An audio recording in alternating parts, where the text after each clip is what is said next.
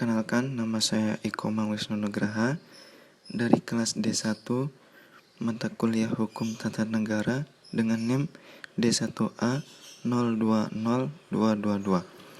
Di sini saya akan menjelaskan tentang asas pemisahan dan asas pembagian kekuasaan. Yang pertama, asas pembagian kekuasaan.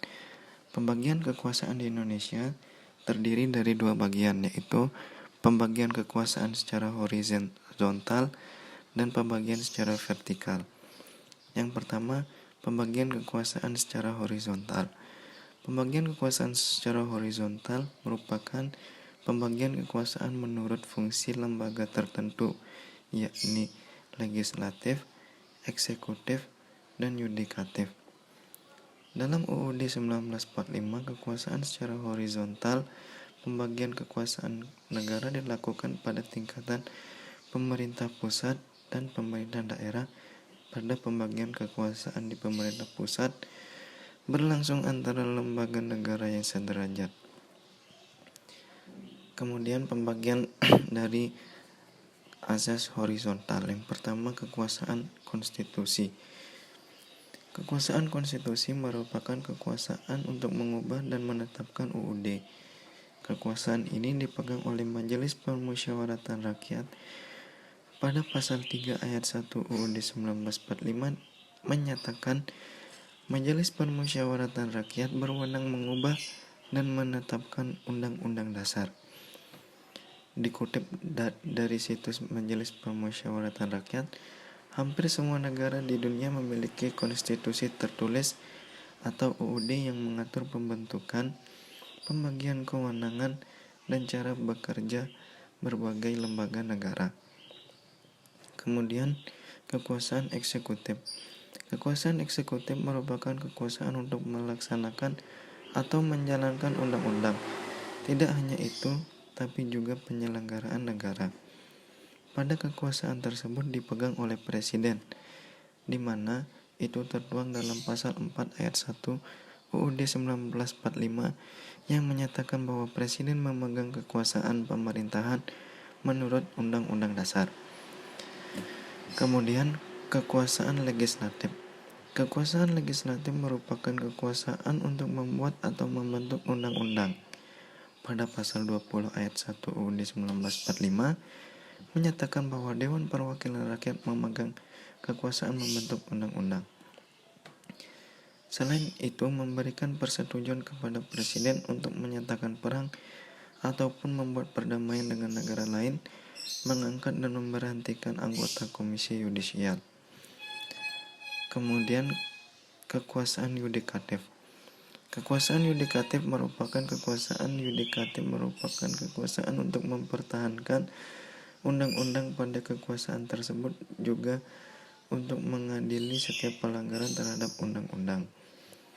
Kekuasaan tersebut tertuang dalam pasal 24 ayat 2 UUD 1945 yang menyatakan bahwa kekuasaan kehakiman dilakukan oleh sebuah Mahkamah Agung dan badan peradilan yang berada di bawahnya dalam lingkungan militer, peradilan umum, lingkungan peradilan agama, lingkungan peradilan militer, lingkungan peradilan tata usaha negara, dan oleh Mahkamah Konstitusi.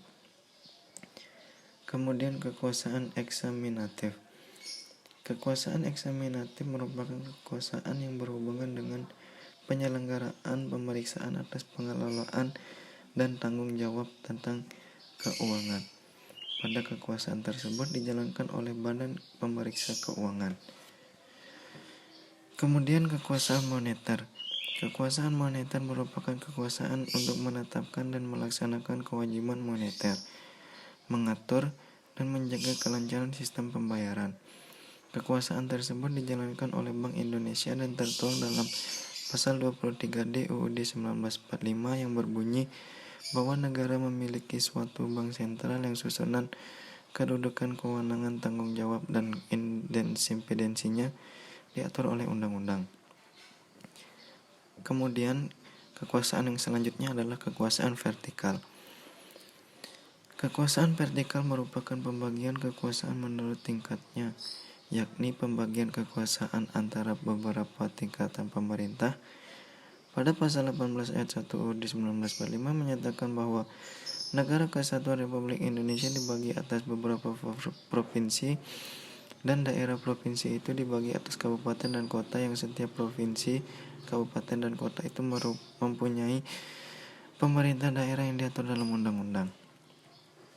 Pada kekuasaan vertikal muncul sebagai konsekuensi ditetapkan asas desentralisasi di mana pemerintah pusat menyerahkan kewenangan kepada pemerintah daerah.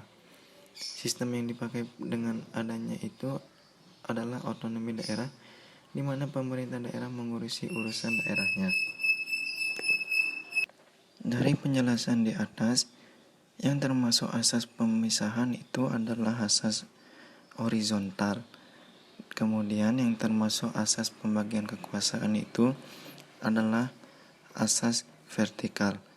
Sehingga setelah amandemen UUD 1945, Indonesia menganut asas pemisahan, yaitu asas horizontal,